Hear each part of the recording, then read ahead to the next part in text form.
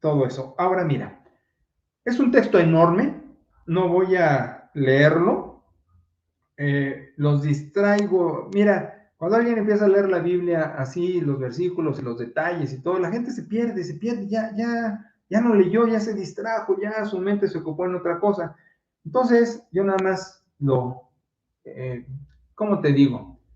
Lo pellizco de aquí, de allá y de allá, de lo que más me importa y el asunto que vamos a tratar, ¿sí? Bueno, entonces el apóstol está ya en otro lado, ¿sí? Y tampoco me interesa dar los detalles, no es clase de geografía bíblica, simplemente el apóstol ya está en otro lado, con su aliado Bernabé, que trabajan juntos mucho en ese momento. Pero fíjate, empieza el texto diciendo que Juan se aparta de ellos y regresa a Jerusalén. Por eso, más adelante, Pablo se va a enojar con Bernabé porque Bernabé va a querer que vaya su sobrino y Pablo le va a decir que no, porque los abandona, se regresa a Jerusalén. Y hay muchas conjeturas de por qué se regresó. Sin embargo, la más probable, y por el enojo de Pablo, es que buscó la comodidad. Mira, como esto no es fácil, el estrés emocional y espiritual del ministerio es muy fuerte. Pues nadie me cree que yo tengo 18 años, mírame, ya todo, ya que queda de mí. Entonces, se desgasta uno mucho. Y entonces yo entiendo a Juan Marcos cuando se echa para atrás. Eh, yo lo hice de chavo, empezando mi vida cristiana y empezando a saber que Dios me quería en el servicio. Dije, piecitos, ¿para qué los quiero? Y vámonos en reversa, ¿verdad? Porque no es fácil, no es fácil la carga emotiva, la carga espiritual, el trato con las personas que son bellas, pero siempre ya encierra su complejidad y entonces se echa para atrás. Y eso va a disgustar y a marcar a Pablo para rechazar a este cuate Bernabé, al sobrino de Bernabé, a Juan Marcos. Total, para no hacerte el cuento largo, siguen caminando, llegan a donde están judíos, los principales de la sinagoga, y empiezan con su predicación porque estos les dan pie. A ver, prediquen. Y empieza Pablo. Entonces, el discurso de Pablo, dirigido a los judíos, extenso, es la reseña de la historia judía, ¿sí? De la nación judía, y cómo en estas vicisitudes y en este peregrinaje llega Jesús, llega Jesús. Y lo mejor de todo es que dice el apóstol en el verso 23, la promesa, ¿sí? El Salvador. La promesa, el Salvador. Y entonces ya mete a Juan el Bautista como el abridor del ministerio de Jesús. Fíjate, como en los conciertos, ¿no? Ya ves que el principal siempre tiene alguien que le abre, ¿no? O los boxeadores, la pelea climática, la última, y primero las de la antesala, ¿no?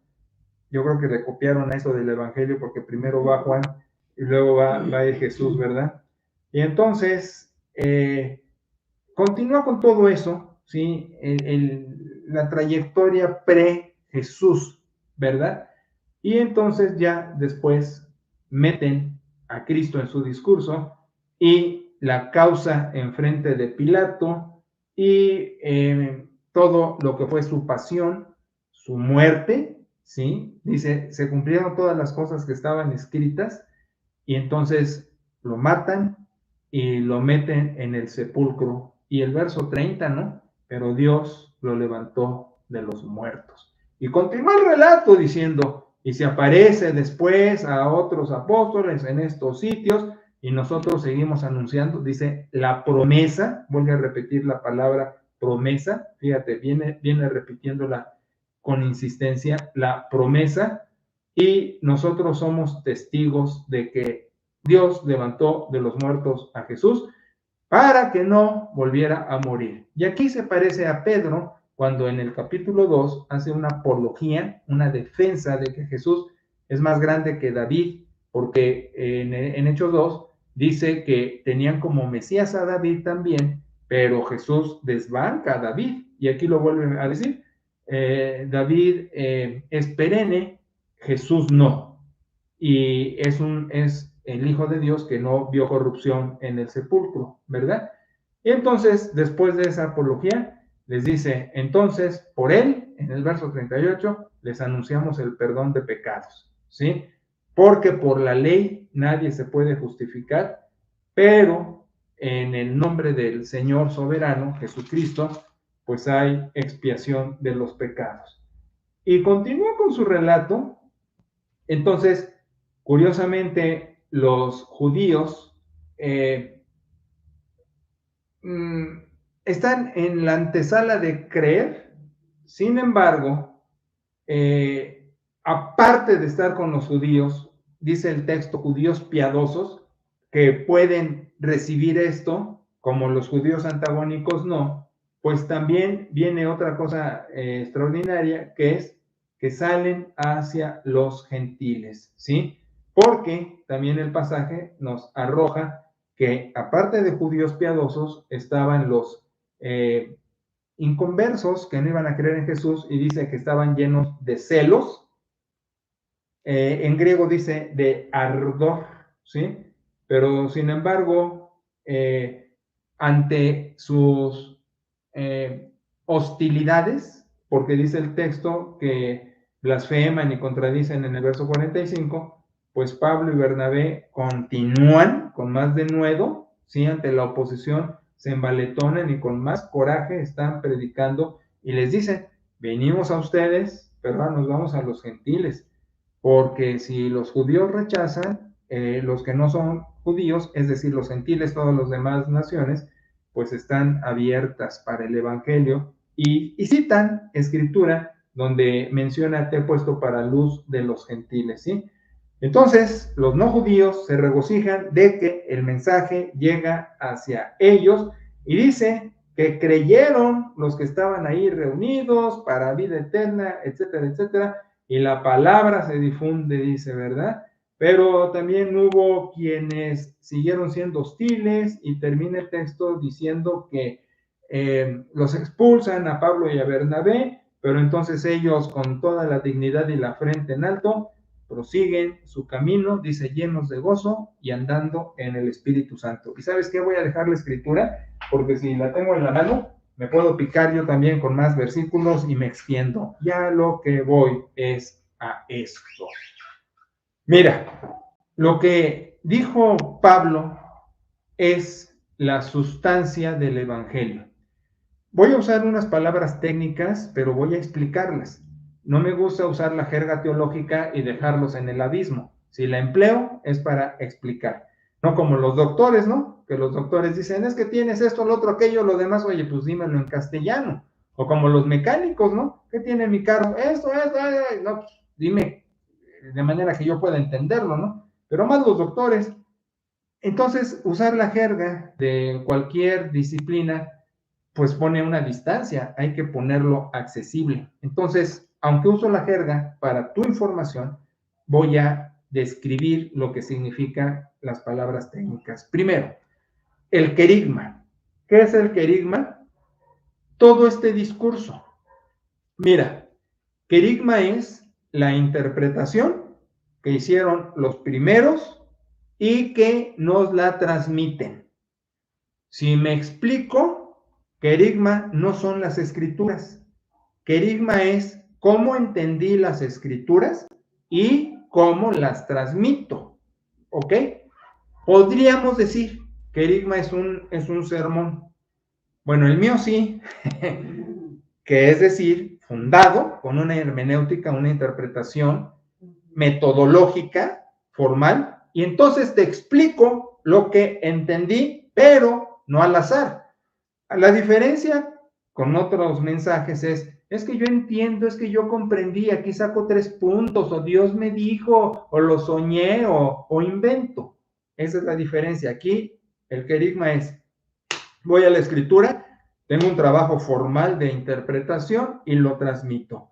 Y en ese tiempo, aunque no había metodología hermenéutica, tenían la capacidad espiritual de el discernimiento de las verdades escriturales y su transmisión. Entonces, querigma es lo que vi, lo que entiendo y lo que transmito. Entonces, el querigma apostólico lo conocemos técnicamente en teología como impulso original. Impulso original. Estas dos palabras dicen mucho.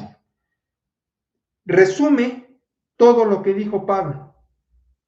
Palabras más, palabras menos, pero es un discurso sintético.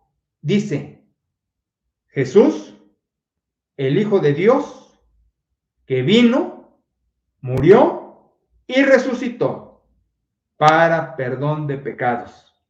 Asciende al cielo, esperamos su manifestación última visible. Palabras más, palabras menos, pero el querigma apostólico que encierra el impulso original teológico está diciendo la verdad más sublime del Evangelio. En el texto lo vemos como promesa. Pablo emplea el término promesa, que ya técnicamente, te digo, se conoce como impulso original. Y el querigma está narrando el impulso original a detalle, lo extiende. Si yo te digo, Jesucristo Salvador, Hijo de Dios, murió en la cruz, resucitó, desarrollarlo es darte más material o rollo, como diríamos, de cómo es que se encarna, cómo es que predica, cómo es que muere, lo que Pablo narra ante Pilato, cómo es que resucita, cómo es que se manifiesta a sus apóstoles, etc. Entonces lo voy extendiendo.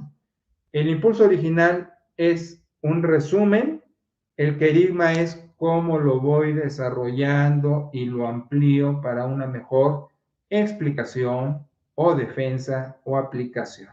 Pero eso es. Entonces, ¿qué me importa decirte a ti que has tenido paciencia hasta este momento de estarme escuchando? Mira, ahorita se me escapó el nombre porque ya soy un anciano de días, diría la escritura.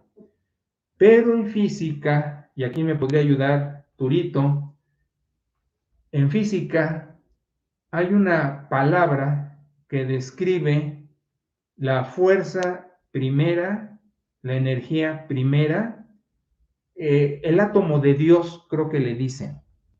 Puedo estar equivocado, porque ahorita se me escapa el nombre, pero me parece que en física le llaman el átomo de Dios.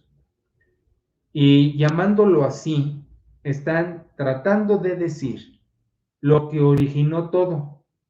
Claro, ellos como científicos fuera de la creencia espiritual, tratan de explicar la razón del universo y cómo fue, cómo se dio. Pues Stephen Hawking, el físico cuántico de británico de Oxford, rebasa a Einstein acerca de la relatividad, metiéndose con la física cuántica, todo eso, y ellos manejaron eso, ¿sí? Quizás si no él, sus alrededores, gente alrededor, sobre el átomo de Dios, que es lo que da origen al famosísimo mentado Big Bang, la explosión, la gran explosión, que hace que el universo se expanda y además que tenga inicio y que esté caminando. Eso es fantástico en la física, ¿eh? Que se ha visto, yo le diría tendencia administrativamente, los físicos tendrán otro nombre, pero como siguiendo la ruta de la expansión del universo y de todos los sistemas solares en su manera de moverse, y matemática y físicamente trabajándolo, van reduciéndolo hasta llegar a un punto. Fíjate, todo surgió de un punto. Y este punto famoso, te digo, que da origen a la mentada gran explosión y la expansión del universo, que tiene origen, que tiene inicio, es conocido como el átomo de Dios, si mal no recuerdo. Entonces, según eso, tiene toda la energía del universo, toda la energía del universo. Es decir, que si en las películas de ficción alguien dijera, yo quiero encontrar o producir o acercarme, o no sé cómo se diría, a este átomo de Dios que da origen a todo y que tiene la energía del universo como nadie la puede tener. Cuando yo te digo el impulso original, lo tienes en tu corazón. Te estoy diciendo lo que los físicos dicen en cuanto al origen de todo y la energía del universo y de la vida y de la existencia y de todo. Y el impulso original, vamos a ilustrarlo así, es el equivalente espiritualmente a la síntesis del universo, a la razón de ser del universo. Si nos vamos a las cartas paulinas, donde dice que desde antes de la fundación del mundo estaba pensada la obra cristológica salvífica, entonces entiendes de lo que te estoy hablando. Voy a tratar de describirlo de manera más llana. Si la mente divina, en su absolutismo, donde no existen las dimensiones, donde no hay espacio, donde no hay tiempo, pero había la determinación por decreto, decimos en teología, es decir, con todo el propósito de crear, pero crear ¿para qué? Y esa es la respuesta que no tienen los filósofos. Los filósofos se quedan en un escalón abajo de cuando dicen, ¿para qué es el hombre? ¿Para qué es la vida? ¿Qué sentido tiene? ¿Para dónde vamos? Y mira, pues yo estudié eso y mucha gente se queda no solo en los escalones de abajo, sino se quedan en la desesperación. Mira, mi posición teológica, como sabes, se llama neortodoxia, que tiene como su impulso o su trampolín la filosofía existencial. Pero no nos quedamos en la filosofía existencial, sino nada más nos sirvió como para arrancar el motor. Porque la filosofía existencial, como las otras y denominadas de distintos modos, pero desde los filósofos clásicos, estoy hablando los pensadores griegos, Sócrates, Platón, todos esos, no tenían la contestación a estas preguntas y por más que le han buscado, ¿sabes a qué llegan? Y aquí llega la filosofía existencial al absurdo, a no tener respuestas, mira, quiero explicarme mejor. Daban respuestas tan parciales, tan temporales, tan limitadas, tan insatisfechas, que obviamente no les dejaban nada, porque la respuesta de hoy, te lo voy a poner con otro ejemplo, con el materialismo. Por ejemplo, un individuo que reduce su vida a nada más tener, no ser y hacer, sino nomás tener, se pone muy contento si hoy compra el equipo digital último. Y esa felicidad le dura 2, 3, 4, 5 días. Bueno, el tiempo que gustes, pero es temporal. ¿Por qué? Porque no va a llenar su corazón. Porque el día de mañana saldrá otro equipo más preparado, o porque se lo pueden robar, o porque se puede descomponer, como nuestro equipo nos trajo finto un buen rato y nos sacaba de onda y todo. El hecho es, nada llena el corazón, por más que se le busque. Entonces, lo material, efímero. Lo existencial, igual. Entonces, las respuestas de los grandes pensadores con no contenido espiritual cristiano, pues son insatisfechas y tarde o temprano limitadas, tan temporales, tan insatisfactorias, y N cantidad de filósofos terminaron enloquecidos, suicidándose o amargados. Mira, yo ya dejé de estar leyendo todo eso porque me dio flojera y mejor leo otras cosas, pero estaba leyendo la historia de la filosofía, desde los primeros clásicos hasta los contemporáneos, pasando por todos. Y las historias eran que muchos, como Kierkegaard, por ejemplo, existencialista, venían de cuna cristiana, otros venían de cuna judía. Nietzsche, otros, entonces, estaban como que sabedores de cosas espirituales, pero como los judíos del pasaje rechazan eso, y entonces se quedan ahora sí que a rascarse con sus uñas, y las contestaciones nunca son satisfactorias.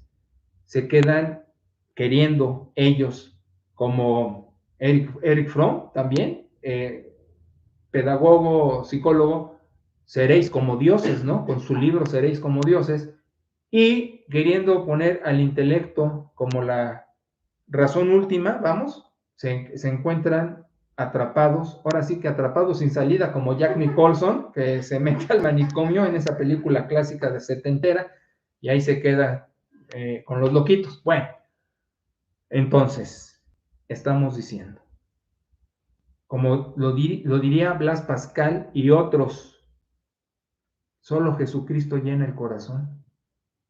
Solo Jesucristo llena esa necesidad enorme de encontrar sentido a todo. Porque esto viene de Dios, no viene del hombre.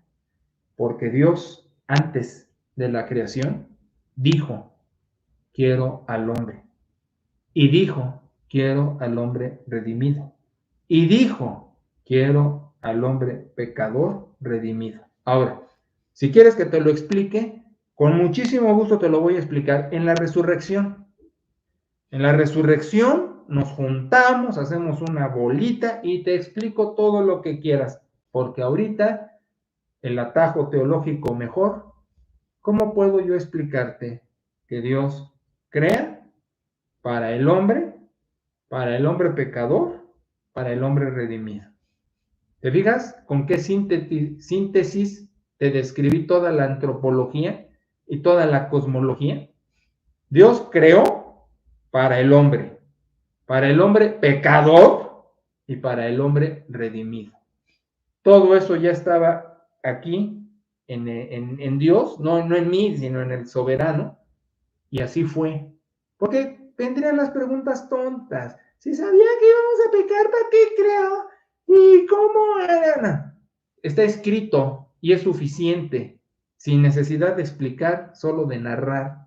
Desde antes de la fundación del mundo estaba el Logos, la palabra de Dios, dispuesta a la kenosis, a abandonar la comodidad divina, y egeneto sarx egeneto, llegar a ser carne. Y no soma, fíjate, no usó el término soma, que podría haber dicho, el soma es la estructura, el soma sería el software. No, miento, el soma sería el hardware. Bueno, ¿para qué me meto en esas cosas si no las conozco, verdad? El soma sería la estructura, la belleza. El SAT sería hardware, software, el software, lo que va dentro. Y dice el Evangelio que Jesús tomó el software, tomó la sarx, es decir, lo más que es el hombre, la carne con pellejos, pues antes de ser cocinada, que sería el soma. Entonces, qué cosa más bárbara, que repito, no te lo puedo, o sí te lo puedo explicar en la resurrección, ya que todo sea claro para todos, pero desde este momento solo te describo. Dios crea para el hombre pecador y el hombre redimido. Es decir, nada escapa de su escritorio célico, nada se traspapela, no pone en la bandeja de entradas lo de salidas ni de salidas de entradas, o sea, todo está perfectamente armado, nada le sorprende, todo era intencional, misteriosamente intencional, porque crea para el hombre pecador y el hombre redimido. Todo ese proceso. ¿Y sabes qué? Por amor. Por amor. El impulso original lleva una dosis de, bueno, no lleva una dosis. El impulso original es amor. Es amor. Mira, eso lo voy a explicar en la siguiente grabación para el martes.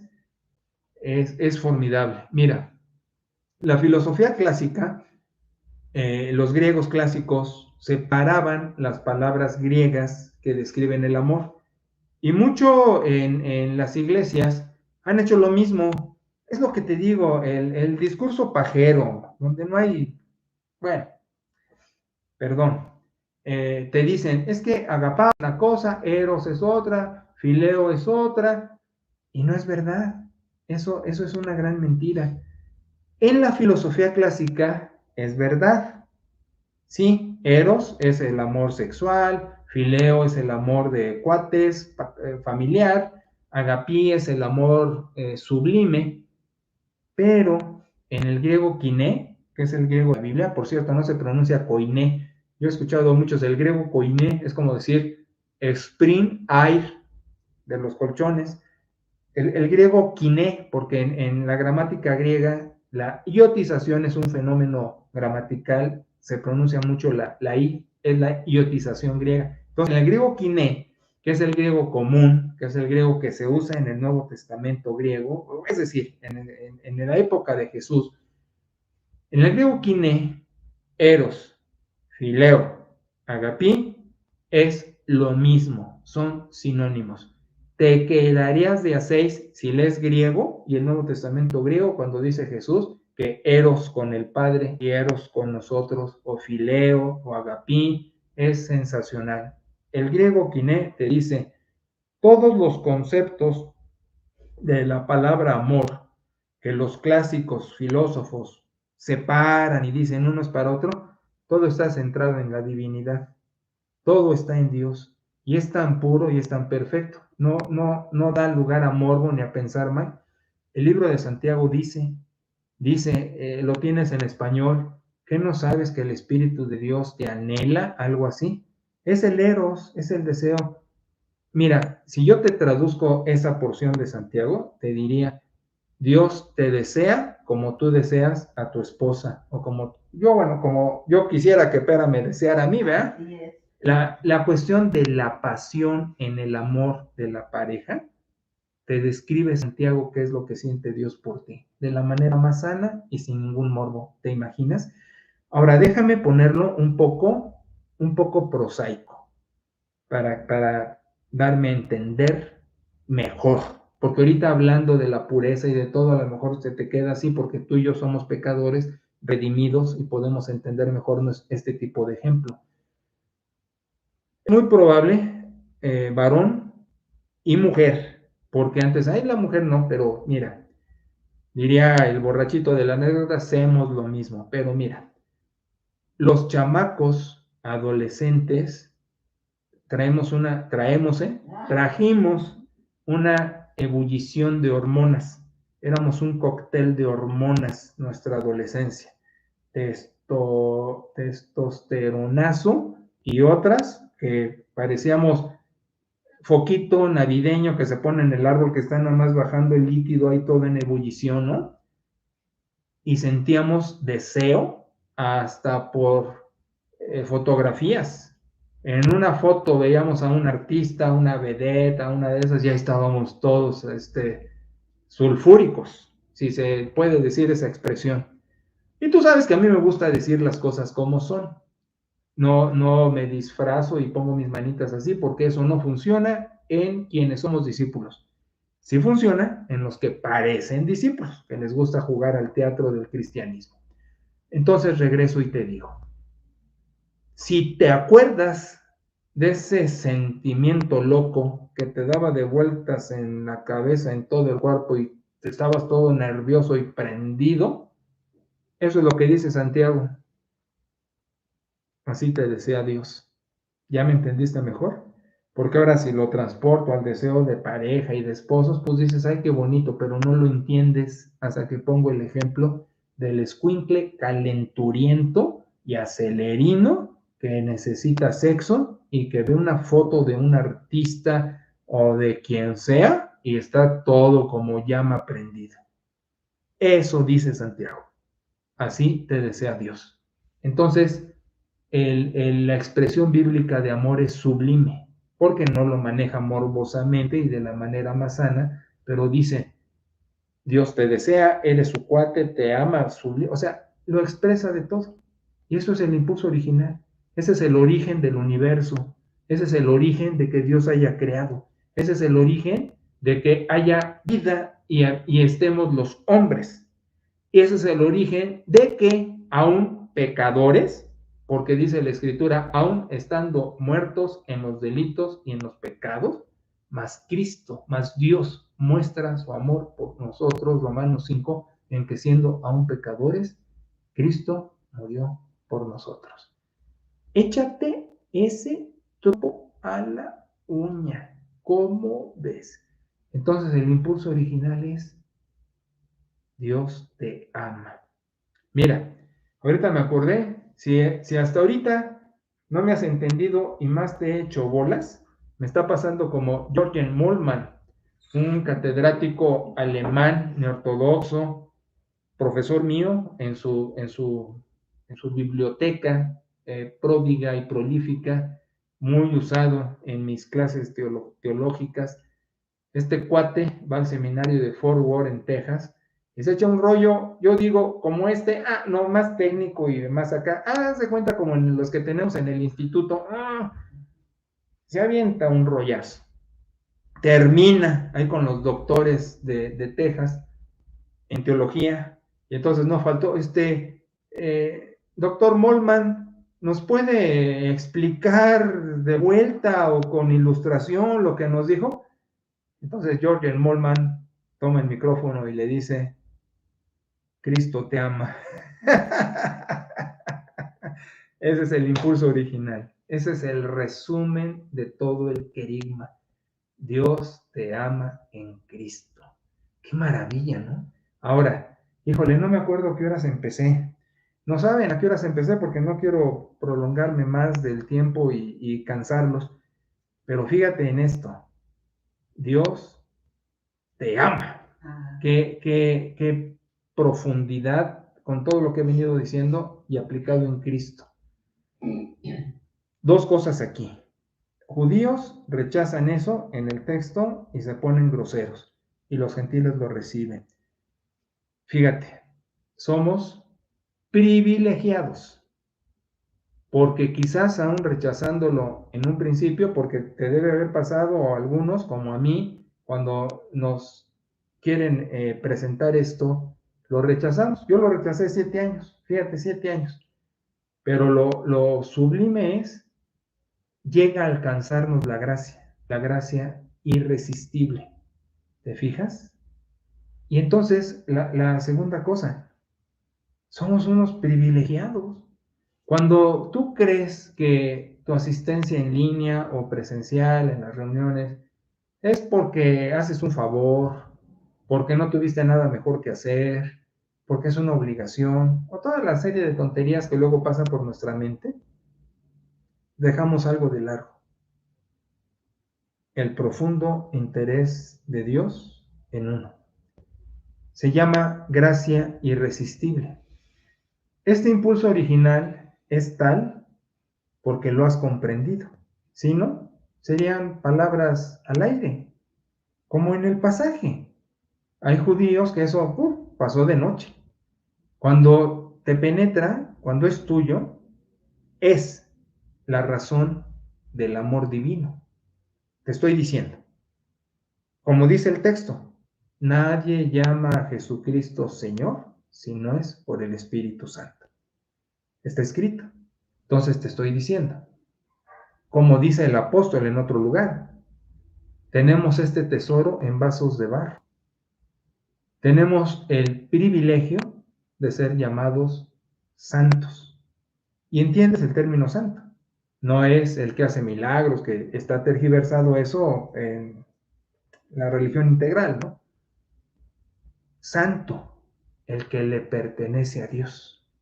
El que la sangre de Cristo lo selló. El que la sangre de Cristo lo marcó. Es un sello. Dice eso la Escritura. Fuimos sellados con el Espíritu Santo de la promesa.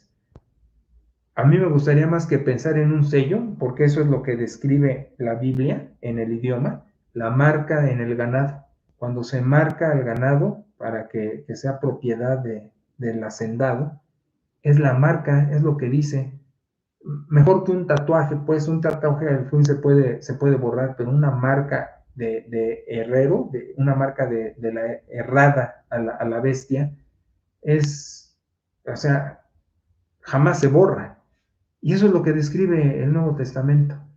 Somos marcados por la presencia del Espíritu Santo. Y dentro del misterio fantástico de contestar ¿y por qué yo lo revierto, ¿no? ¿Y por qué no tú? En la gracia. Si al fin el Señor quiso que fuésemos parte del reino, ¿por qué no? Pero igual me humilla, porque veo mucha gente alrededor. Fíjate, en estos días, en mi movimiento, participé con algunas gentes de mi testimonio, porque ya ves, el domingo pasado fue al que se te ponga enfrente, dile, Dios murió en Cristo por ti en la cruz, bla, bla, bla, y ni modo que no te diga algo que yo no haga. Entonces ando en la calle y con varios me encontré y lo mencioné. Y te dije, va a haber el que dice, no, pues yo siempre lo he hecho y te digo, y le preguntas, ¿ya estás seguro que vas al cielo? Y ahí es donde duda, ahí está, entonces no lo has hecho. Una cosa es tener a Cristo en la teoría y otra es tenerlo en el corazón. O te encuentras al que te va a decir que no, o así, pero hay que hacerlo. Pero te estoy diciendo, como quien escoge las verduras, el jitomate, y desecha unos y toma otros, así fuimos tomados en la gracia irresistible. Lo que te estoy diciendo es, no nos hubiéramos podido negar. Eso es el concepto de Haris, la gracia irresistible. Ya te he explicado lo que es gracia porque es una desgracia que definan gracia como favor inmerecido. Si gracia fuera un favor inmerecido, no sirve, no sirve. Un favor inmerecido es lo que hacemos por muchos y muchos hacen por nosotros. Eso no sirve. Gracia es cuando vomitaste e hiciste tus necesidades sobre el favor pretendido. ¿Me explico mejor? Dice el texto veterotestamentario, tu mejor obra es como un trapo sucio. Y ya describí sucio, creo que en una clase de teología. Imagínate el accesorio, la vestimenta más sucia y limpia tus oídos, pero quiero ser igual de claro. Como una toalla higiénica de dama usada de días, más con orín y excremento, puedes manejarte todo eso, orín, menstruación, excremento, te repugna. Eso dice Isaías en el libro. El trapo más asqueroso es tu mejor obra.